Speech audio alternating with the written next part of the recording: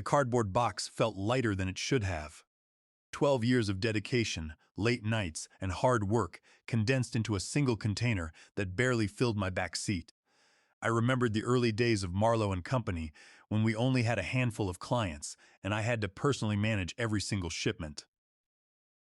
I spent countless weekends in the office, skipped family dinners, and dedicated the prime years of my career to ensuring the firm's growth. The lack of appreciation from Maxwell Gentry was not just an insult to me, but to the very foundation of this entire operation. I did not slam the door on my way out of the building. I did not send a company-wide email venting my frustration. I did not even finish the coffee that had gone cold on my desk while I watched them move things into my office. The inbox on my phone sat like a ticking bomb, but by the time I pulled into my driveway, I had already made my decision. I turned off notifications, every single one of them. This whole situation started because of one man's ego and his complete misunderstanding of how the systems he had been managing for 6 months actually worked. My name is Brandon Stone, and until 3 days ago, I was the senior operations manager at Marlowe and Company, a mid-sized consulting firm in downtown Seattle. I had worked my way up from an entry-level coordinator position, and I had never forgotten what it felt like to be overlooked, to have ideas dismissed, to feel invisible. That foundation kept me grounded, kept me connected to every person on my team, regardless of their title. The decision to walk out was not impulsive. It was the only logical response to a situation that had become entirely untenable. Marlowe and Company specialized in supply chain consulting for mid-market retail companies. We help businesses optimize their vendor relationships, streamline their procurement processes, and negotiate better contracts. It was detailed work, relationship-heavy, and required an intricate understanding of not just logistics, but people. I had built the vendor management division from the ground up. When I started, we had 12 vendor relationships and processed maybe $2 million in annual contracts. By the time I left, we managed vendor relationships worth $46 million across 93 different partnerships. Every single one of those relationships had my fingerprints on it. The director who had handed my office to his assistant was named Maxwell Gentry, and he had been with the company for exactly 6 months. He came from a competitor, brought in to modernize operations and increase efficiency. What that really meant was cutting costs and making the numbers look better for the quarterly reports. Maxwell had arrived with his own ideas about how things should run, most of them lifted from whatever business bestseller he had read on the plane. He liked phrases like leaning into synergy and optimizing human capital resources. He had never actually managed vendor relationships himself, but he had plenty of opinions about how I should be doing it. His assistant, the woman who now sat in my office, was named Clara Hobbs, 27 years old, fresh off an MBA program, and absolutely convinced that her degree made her qualified to run operations she did not understand. She had ambition, which I could respect, but ambition without competence is just noise. The decision to move her into my office came during a restructuring meeting I was not invited to attend. I found out the same way I found out about most of Maxwell's decisions, through a calendar invite. Office transition, Brandon Stone, scheduled for 2 hours on a Thursday afternoon. When I showed up to my office that morning, Clara was already there with a measuring tape, deciding where her desk should go. She did not even have the decency to look embarrassed. Maxwell did not tell you, she had said, smiling. This is going to be so much more efficient. You will be moving to the shared workspace on the 3rd floor. More collaborative that way. The shared workspace was an open floor plan with no doors, where the junior associates sat in rows of desks like a call center. Every conversation was public, every phone call overheard, every vendor negotiation exposed to whoever was walking past. You cannot manage sensitive vendor relationships in a fishbowl, but Maxwell did not know that, and Clara did not care. I had nodded, walked to my desk, and began packing. Clara kept talking, saying something about how this was a great opportunity for cross-pollination of ideas, but her words faded into white. I was too busy doing math in my head. 93 vendors, $46 million in annual contracts, hundreds of smaller decisions and relationships that kept everything running smoothly. and exactly zero documentation that anyone else could follow. I had been planning to build out that knowledge base next quarter, but Maxwell had cut the budget for it, calling it an unnecessary expense. The box filled slowly. A framed photo of my team from last year's holiday party. The coffee mug my vendors had sent me after we successfully navigated a supply crisis, my backup charging cables. The small succulent plant that had somehow survived my care for 3 years. Clara eventually left, probably to report back to Maxwell about how well I was taking it. Professional, compliant, quiet. That was always my reputation. Brandon does not make waves, Brandon gets it done. Brandon is a team player. What they mistook for compliance was actually calculation. I knew the system could not run without the foundation I had built, and I knew Maxwell and Clara had no idea what that foundation actually comprised. I carried my box to the elevator, rode down to the garage, and drove away without looking back. The second day of my sudden retirement started with coffee and silence. The air in the cafe smelled of freshly ground espresso beans and warm pastries, a welcome departure from the stagnant air conditioning and corporate tension of the office. Sitting in this quiet corner, I realized how much of my life had been consumed by the constant noise of corporate demands and vendor negotiations. It was the first time in over a decade that I did not feel the immediate pressure to answer a ringing phone or respond to an urgent email, and the freedom was intoxicating. I had driven to a small cafe across town, somewhere far from the downtown corridor where I might run into former colleagues grabbing their morning latte days. The barista did not know my order, and she did not know my name. The anonymity felt like cool water after years in a corporate desert. My phone sat on the table next to my personal laptop. I had finally turned it on this morning just to see the damage. The email count had climbed to 147. The text messages were worse, 17 from my former team members, 6 from vendors, 3 from Maxwell himself. I opened none of them. Instead, I opened my personal laptop and started doing something I should have done years ago. I began documenting exactly what I had built. The vendor relationships were not just contracts and email chains. They were built on years of personal rapport, of understanding each company's internal politics, of knowing who the real decision-makers were behind the titles on the org chart. I knew which account manager at our largest supplier was going through a personal crisis and needed flexible meeting times.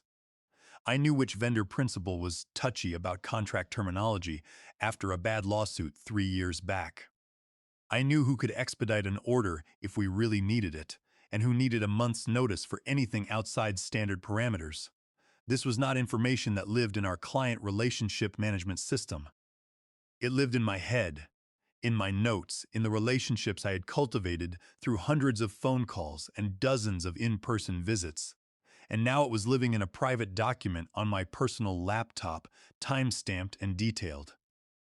Not because I planned to use it against them, but because I wanted a record of what I had built before someone else tried to take credit for it, or before it all fell apart.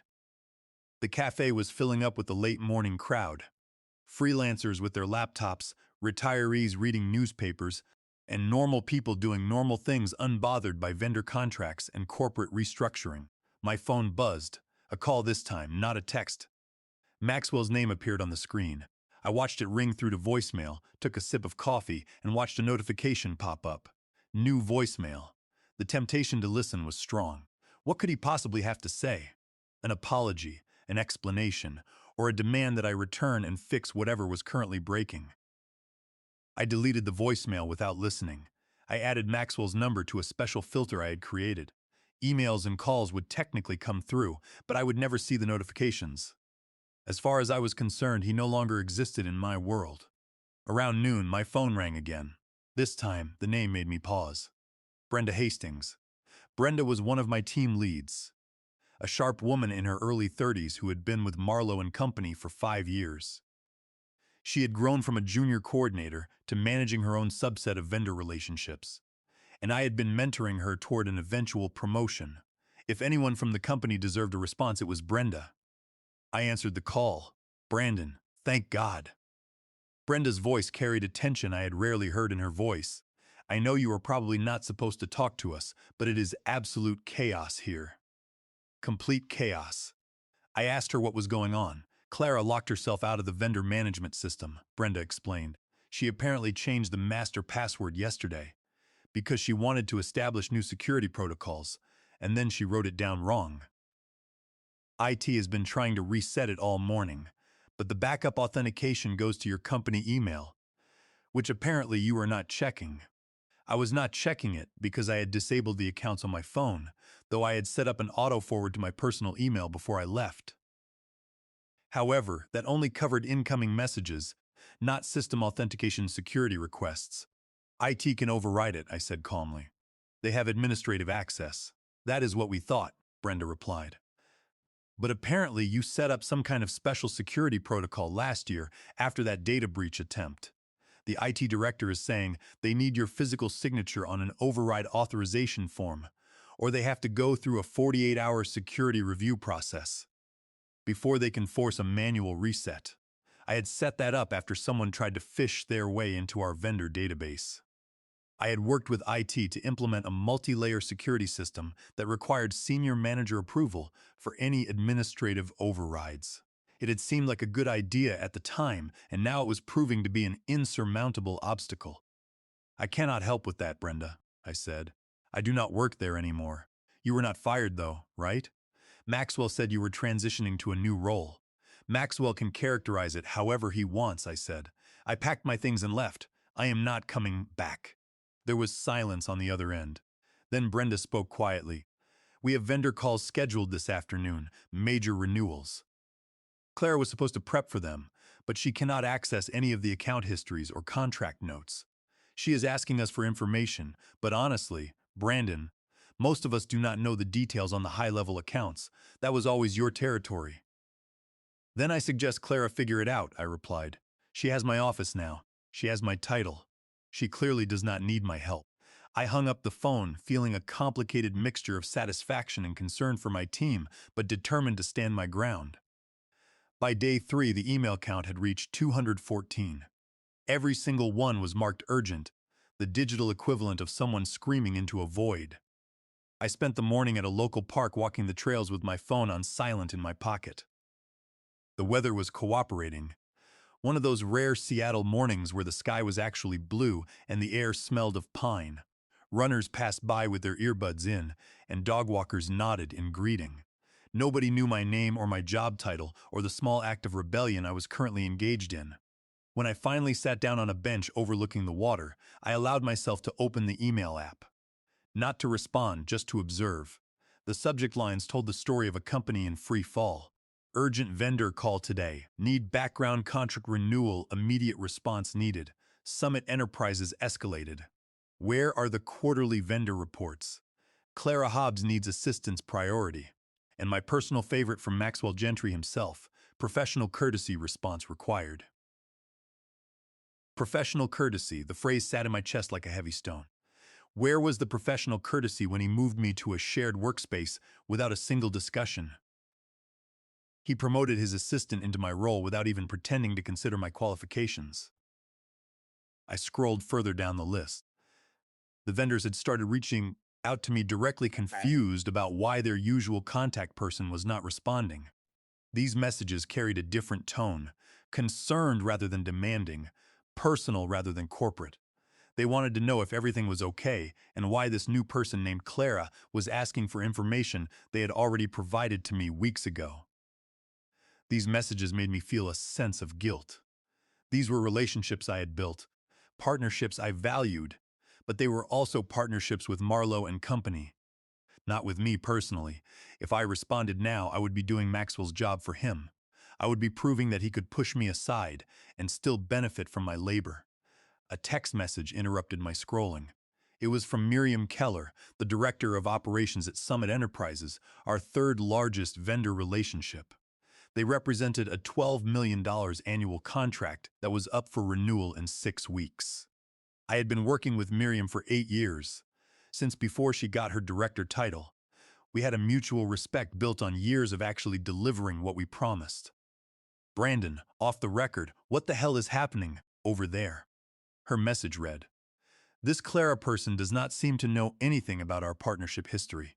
She asked me to send over our company requirements like we are a new vendor. I stared at the question for a long moment. I started typing a response, then stopped, then started again. Hi, Miriam, I wrote. I have actually transitioned out of my role at Marlowe and Company. Clara Hobbs is your new point of contact. I am sure she will get up to speed quickly. The reply came back in under a minute, transitioned or pushed out. Because if Marlowe and Company cannot maintain the relationship standards you set, we will find someone who can. Our renewal is not mandatory. I did not reply further. I had given her the information she needed to draw her own conclusions. My phone rang again shortly after. This time it was Victoria Davenport, a vice president at Apex Consulting. Vanguard was Marlowe and Company's biggest competitor, a larger and more prestigious firm with a significant market share. Apex Consulting had been a thorn in Marlowe and Company's side for years, consistently bidding on the same contracts and trying to lure away our key accounts. They knew that our strength lay in our vendor relationships, and they had long suspected that I was the one driving that success. Getting a call from them now was a clear sign that the news of my departure had already leaked, and they were ready to capitalize on Marlowe's mistake. Brandon, Victoria said when I answered, I heard through the grapevine that you might be available for new opportunities. We have been trying to expand our vendor management division for 2 years. We have the clients and the demand, but we do not have someone with your expertise to build the infrastructure. I asked her what they were offering. We are looking at a vice president's position, she said. Base salary of $230,000, which I believe is approximately 40% higher than your current compensation. There would also be performance bonuses structured around successful partnerships and a 2% equity stake in the company, vesting over 4 years. You would have the authority to hire your own team and set your own processes. Victoria explained that Apex Consulting was expanding rapidly across 3 different offices in major hubs, managing over $400 million in client portfolios. She assured me that I would have the resources and institutional backing to execute my vision without the political headaches. It was an incredibly compelling offer. It represented the exact level of professional respect and authority I had been fighting for at Marlowe and Company. More importantly, it offered equity, a stake in what I would be building.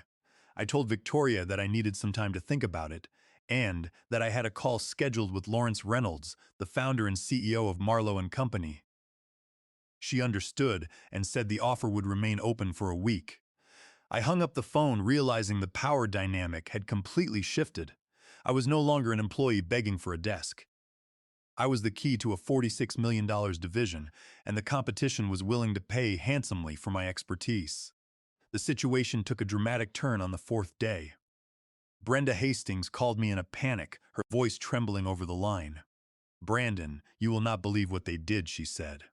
Maxwell and Clara were so desperate to get into the database, the afternoon Summit Enterprises meeting, that they forged your signature on a physical IT override form. They scanned it and uploaded it to the server to bypass the security block. I felt a cold chill run down my spine, followed quickly by a surge of anger. They did what? I asked. They forged your signature, Brenda repeated, but it backfired completely. The digital signature validation system you set up last year flagged it immediately because the metadata did not match your digital token, and the system automatically sent a fraud alert to the IT director, Adrian Vance, and Lawrence Reynolds himself. IT has locked down the entire server, and Lawrence is absolutely furious. They are calling it a major security breach and a legal liability. I knew the legal implications immediately. Under California Penal Code Section 470, signing someone else's name without authority to commit fraud is a felony forgery. In addition, as corporate officers, Maxwell's actions constituted a severe breach of fiduciary duty to Ross, and he had actively compromised the company's internal security protocols and exposed the firm to massive legal liability, all to cover up his own incompetence. I told Brenda to stay calm and document everything she witnessed. I knew Adrian Vance would have the system's log, showing exactly who uploaded the scanned document and from which IP address, meaning Maxwell and Clara had left a permanent digital paper trail of their crime. Less than 10 minutes after I hung up with Brenda, my phone rang. The caller ID showed Lawrence Reynolds, the founder and CEO. I let it ring 3 times before answering. "Mr. Stone," Lawrence said, his voice tense and exhausted. "I apologize for the direct call, but we have a critical situation here. I need to know if you signed a security override form yesterday afternoon." "I did not, Lawrence," I said calmly. "I have not signed any documents for Marlowe and Company since I packed my office last Thursday." Lawrence let out a long breath. "I see," he said. "That confirms what IT is telling me. We have a serious problem. Maxwell and Clara Hobbs have committed a major breach of protocol. I want to apologize to you personally for how your transition was handled. Maxwell's decisions do not reflect how I want this company run. I have been reviewing the operations of the vendor division, and it is clear to me that your absence has caused significant disruption. Our vendors are calling, and we are facing a potential crisis with Summit Enterprises. I want you to return to Ross, and I am prepared to offer you the position of Vice President of Vendor Relations with a base salary of $210,000, direct reporting to me and the return of your office." I listened to his offer, but I was no longer the same manager who had walked out a week ago. "Lawrence," I said, "I appreciate the apology and the offer, but we need to discuss the legal reality of what has occurred. Maxwell Gentry and Clara Hobbs forged my signature on a corporate security document. That is a violation of California Penal Code Section 470. In corporate law, a forged document is void ab initio, meaning it has no legal effect from the beginning and cannot be ratified. By attempting to bypass the security database through forgery, Maxwell Gentry and Clara Hobbs did not just break company policy. They committed a felony that could invalidate our vendor agreements.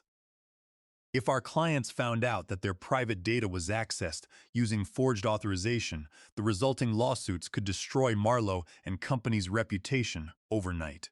It is a felony. In addition, Maxwell has breached his fiduciary duty to the company by exposing your database to potential security risks and violating internal protocols.